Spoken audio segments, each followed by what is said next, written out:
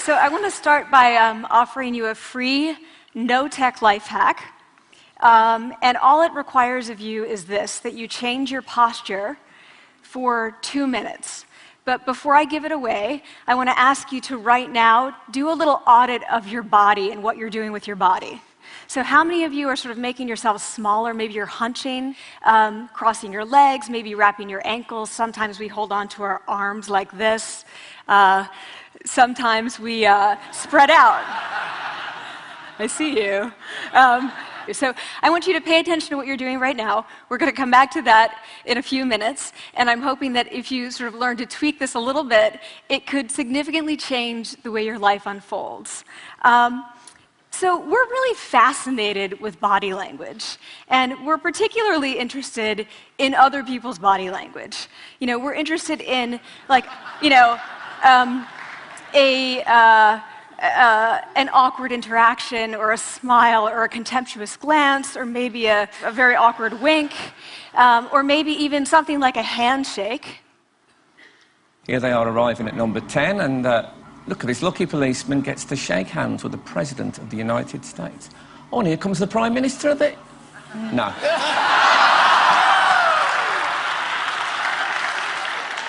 So a handshake, or the lack of a handshake, can have us talking for weeks and weeks and weeks, even the BBC and the New York Times. So obviously, when we think about nonverbal behavior or body language, but we call it nonverbals as social scientists, it's language. So we think about communication. When we think about communication, we think about interactions. So what is your body language communicating to me? What's mine communicating to you? And there's a lot of reason to believe that this is a valid way to look at this. So social scientists have spent a lot of time looking at the effects of our body language or other people's body language on judgments. And we make sweeping judgments and inferences from body language. And those judgments can predict really meaningful life outcomes, like who we hire or promote, who we ask out on a date. For example, Nalini Ambady, a researcher at Tufts University, shows that when people watch 30-second soundless clips of real physician-patient interactions, their judgments of the physician's niceness predict whether or not that physician will be sued. So it doesn't have to do so much with whether or not that physician was incompetent, but do we like that person and how they interacted? Even more dramatic, Alex Todorov at Princeton has shown us that judgments of political candidates' faces in just 1 second predict 70% of US Senate and gubernatorial race outcomes. And even, let's go digital, emoticons used well in online negotiations can lead you to claim more value from that negotiation. If you use them poorly, bad idea, right? So when we think of nonverbals, we think of how we judge others, how they judge us, and what the outcomes are. We tend to forget, though, the other audience that's influenced by our nonverbals, and that's ourselves. We are also influenced by our nonverbals, our thoughts and our feelings and our physiology. So what nonverbals am I talking about? I'm a social psychologist, I study prejudice, and I teach at a competitive business school. So it was inevitable that I would become interested in power dynamics. I became especially interested in nonverbal expressions of power and dominance. And what are nonverbal expressions of power and dominance? Well, this is what they are. So in the animal kingdom, they are about expanding. So you make yourself big, you stretch out, you take up space, you're basically opening up. It's about opening up. And this is true across the animal kingdom. It's not just limited to primates, and humans do the same thing. So they do this both when they have power sort of chronically, and also when they're feeling powerful in the moment. And this one is especially interesting because it really shows us how universal and old these expressions of power are. This expression, which is known as pride, Jessica Tracy has studied, she shows that people who are born with sight and people who are congenitally blind do this when they win at a physical competition. So when they cross the finish line and they've won, it doesn't matter if they've never seen anyone do it, they do this. So the arms up in the V, the chin is slightly lifted. What do we do when we feel powerless? We do exactly the opposite. We close up, we wrap ourselves up, we make ourselves small. We don't want to bump into the person next to us. So again, both animals and humans do the same thing. And this is what happens when you put together high and low power. So what we tend to do when it comes to power is that we complement the other's nonverbals. So if someone's being really powerful with us, we tend to make ourselves smaller. We don't mirror them, we do the opposite of them. So I'm watching this behavior in the classroom, and what do I notice? I notice that MBA students really exhibit the full range of power nonverbals. So you have people who are like caricatures of alphas, like really coming into the room. They get right into the middle of the room before class even starts, like they really want to occupy space. When they sit down, they're sort of spread out. They raise their hands like this.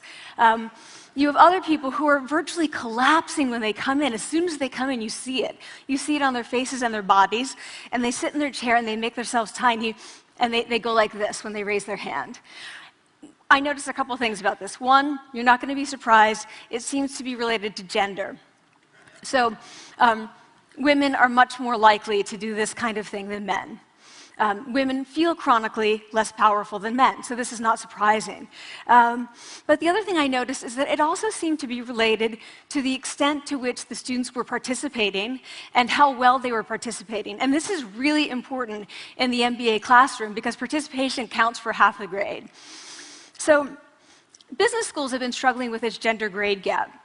You get these equally qualified women and men coming in, and then you get these differences in grades, and it seems to be partly attributable to participation.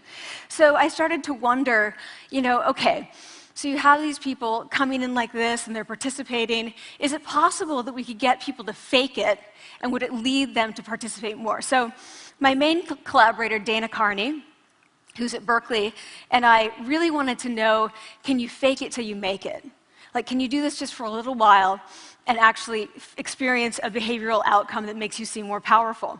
So we know that our nonverbals govern how other people think and feel about us. There's a lot of evidence, but our question really was, do our nonverbals govern how we think and feel about ourselves? There's some evidence that they do. So, for example, when we smile when we feel happy, but also when we're forced to smile by holding a pen in our teeth like this, it makes us feel happy. So it goes both ways. When it comes to power, it also goes both ways. So when you feel powerful, you're more likely to do this, but it's also possible that when you pretend to be powerful, you are more likely to actually feel powerful. So the second question really was, so we know that our minds change our bodies. Is it also true that our bodies change our minds?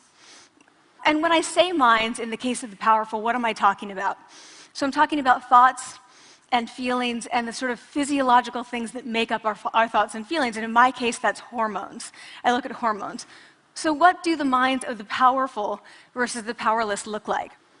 So powerful people tend to be, not surprisingly, more assertive and more confident, more optimistic. They actually feel that they're going to win even at games of chance. They also tend to be able to think more abstractly. So there are a lot of differences. They take more risks. There are a lot of differences between powerful and powerless people. Physiologically, there also are differences on two key hormones, testosterone, which is the dominance hormone, and cortisol, which is the stress hormone. So what we find is that high-power alpha males in primate hierarchies have high testosterone and low cortisol. And powerful and effective leaders also have high testosterone and low cortisol. So what does that mean? When you think about power, people tended to think only about testosterone because that was about dominance. But really, power is also about how you react to stress. So do you want the high-power leader that's dominant, high on testosterone, but really stress reactive? Probably not, right? You want the person who's powerful and assertive and dominant, but not very stress reactive, the person who's laid back. So we know that in primate hierarchies, if an alpha needs to take over, if an individual needs to take over an alpha role sort of suddenly, within a few days, that individual's testosterone has gone up significantly and his cortisol has dropped significantly. So we have this evidence, both that the body can shape the mind, at least at the facial level, and also that role changes can shape the mind. So what happens, okay, you take a role change, what happens if you do that at a really minimal level, like this tiny manipulation, this tiny intervention? For 2 minutes you say, I want you to stand like this, and it's going to make you feel more powerful. So this is what we did. We decided to bring people into the lab and run a little experiment. And these people adopted for 2 minutes either high power poses or low power poses. And I'm just going to show you 5 of the poses, although they took on only 2. So here's one, a couple more. This one has been dubbed the Wonder Woman by the media. Here are a couple more. So you can be standing or you can be sitting. And here are the low power poses. So you're folding up, you're making yourself small. This one is very low power. When you're touching your neck, you're really kind of protecting yourself. So this is what happens. They come in, they spit into a vial. We, for 2 minutes, say, you need to do this or this. They don't look at pictures of the poses. We don't want to prime them with the concept of power. We want them to be feeling power, right? So 2 minutes they do this. We then ask them, how powerful do you feel on a series of items? And then we give them an opportunity to gamble. And then we take another saliva sample. That's it. That's the whole experiment. So this is what we find. Risk tolerance, which is the gambling. What we find is that when you're in the high power pose condition, 86% of you will gamble. When you're in the low power pose condition, only 60%. And that's a pretty whopping significant difference. Here's what we find on testosterone. From their baseline when they come in, high power people experience about a 20% increase, and low power people experience about a 10% decrease. So again, 2 minutes and you get these changes. Here's what you get on cortisol. High power people experience about a 25% decrease, and the low power people experience about a 15% increase. So 2 minutes lead to these hormonal changes that configure your brain to basically be either assertive, confident, and comfortable, or really stress reactive, and feeling sort of shut down. And we've all had that feeling, right? So it seems that our nonverbals do govern how we think and feel about ourselves. So it's not just others, but it's also ourselves. Also, our bodies change our minds. But the next question, of course, is, can power posing for a few minutes really change your life in meaningful ways? So this is in the lab, it's this little task, it's just a couple of minutes. Where can you actually apply this, which we cared about, of course. And so we think it's really what matters, where you want to use this is evaluative situations, like social threat situations. Where are you being evaluated? Either by your friends, like for teenagers, it's at the lunchroom table. It could be, for some people, it's speaking at a school board meeting. It might be giving a pitch, or giving a talk like this, or doing a job interview. We decided that the one that most people could relate to, because most people had been through, was the job interview. So we published these findings, and the media are all over it, and they say, okay, so this is what you do when you go in for the job interview, right? So we were, of course, horrified and said, oh my God, no, that's not what we meant at all, for numerous reasons. No, don't do that. Again, this is not about you talking to other people, it's you talking to yourself. What do you do before you go into a job interview? You do this. Right? You're sitting down, you're looking at your iPhone or your Android, not trying to leave anyone out. You're looking at your notes, you're hunching up, making yourself small, when really what you should be doing maybe is this, like in the bathroom, right? Do that, find 2 minutes. So that's what we want to test, okay? So we bring people into a lab, and they do either high or low power poses again. They go through a very stressful job interview. It's 5 minutes long. They are being recorded, they're being judged also, and the judges are trained to give no nonverbal feedback. So they look like this. Like, imagine this is the person interviewing you. So for 5 minutes, nothing. And this is worse than being heckled. People hate this. It's what Marianne LaFrance calls standing in social quicksand. So this really spikes your cortisol. So this is the job interview we put them through, because we really wanted to see what happened. We then have these coders look at these tapes, 4 of them. They're blind to the hypothesis, they're blind to the conditions. They have no idea who's been posing in what pose. And they end up looking at these sets of tapes, and they say, oh, we want to hire these people, all the high power posers. We don't want to hire these people. We also evaluate these people much more positively overall. But what's driving it? It's not about the content of the speech. It's about the presence that they're bringing to the speech. We also, because we rate them on all these variables related to sort of competence, like how well structured is the speech? How good is it? What are their qualifications? No effect on those things. This is what's affected, these kinds of things. People are bringing their true selves, basically. They're bringing themselves. They bring their ideas, but as themselves, with no residue over them. So this is what's driving the effect or mediating the effect. So when I tell people about this, that our bodies change our minds, and our minds can change our behavior, and our behavior can change our outcomes, they say to me, it feels fake, right? So I said, fake it till you make it. Like, it's not me. Like, I don't want to get there and then still feel like a fraud. I don't want to feel like an imposter. I don't want to get there only to feel like I'm not supposed to be here. And that really resonated with me, because I want to tell you a little story about being an imposter and feeling like I'm not supposed to be here. When I was 19, I was in a really bad car accident. I was thrown out of a car, rolled several times. I was thrown from the car, and I woke up in a head injury rehab ward. And I had been withdrawn from college, and I learned that my IQ had dropped by 2 standard deviations, which was very traumatic. I knew my IQ because I had identified with being smart, and I had been called gifted as a child. So I'm taken out of college. I keep trying to go back. They say, you're not going to finish college. Like, just, there are other things for you to do, but that's not going to work out for you. So I really struggled with this. And I have to say, having your identity taken from you, your core identity, and for me it was being smart, having that taken from you, there's nothing that leaves you feeling more powerless than that. So I felt entirely powerless. I worked and worked and worked, and I got lucky and worked and got lucky and worked. Eventually I graduated from college. It took me 4 years longer than my peers. And I convinced someone, my angel advisor, Susan Fisk, to take me on. And so I ended up at Princeton, and I was like, I am not supposed to be here. I am an imposter. And the night before my first year talk, and the first year talk at Princeton is a 20-minute talk to 20 people. That's it. I was so afraid of being found out the next day that I called her and said, I'm quitting. She was like, you are not quitting, because I took a gamble on you and you're staying. You're going to stay, and this is what you're going to do. You're going to fake it. You're going to do every talk that you ever get asked to do. You're just going to do it and do it and do it, even if you're terrified and just paralyzed and having an out-of-body experience, until you have this moment where you say, oh my gosh, I'm doing it. Like, I have become this. I am actually doing this. So that's what I did. 5 years in grad school. A few years, I'm at Northwestern. I moved to Harvard. I'm at Harvard. I'm not really thinking about it anymore, but for a long time I had been thinking, not supposed to be here, not supposed to be here. So at the end of my first year at Harvard, a student who had not talked in class the entire semester, who I had said, look, you got to participate or else you're going to fail, came into my office. I really didn't know her at all.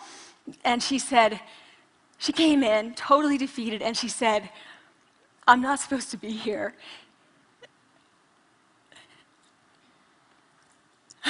And that was the moment for me, because 2 things happened. One was that I realized, oh my gosh, I don't feel like that anymore.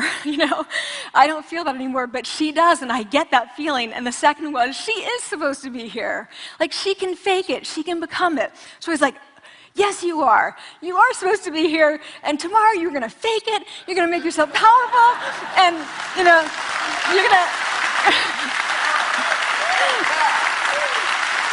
and you're going to go into the classroom, and you are going to give the best comment ever, And she gave the best comment ever. And people turned around, and they were like, oh my God, I didn't even notice her sitting there, She comes back to me months later, and I realized that she had not just faked it till she made it, she had actually faked it till she became it. So she had changed. And so I want to say to you, don't fake it till you make it. Fake it till you become it. It's not do it enough until you actually become it and internalize. The last thing I want to leave you with is this. Tiny tweaks can lead to big changes. So this is 2 minutes. 2 minutes, 2 minutes, 2 minutes. Before you go into the next stressful evaluative situation, For 2 minutes, try doing this in the elevator, in a bathroom stall, at your desk behind closed doors. That's what you want to do. Configure your brain to cope the best in that situation. Get your testosterone up, get your cortisol down. Don't leave that situation feeling like, oh, I didn't show them who I am. Leave that situation feeling like, oh, I really feel like I got to say who I am and show who I am. So I want to ask you first, both to try power posing, and also I want to ask you to share this science, because this is simple. I don't have ego involved in this. Give it away. Share it with people, because the people who can use it the most are the ones with no resources and no technology and no status and no power. Give it to them, because they can do it in private. They need their bodies, privacy, and 2 minutes, and it can significantly change the outcomes of their life. Thank you.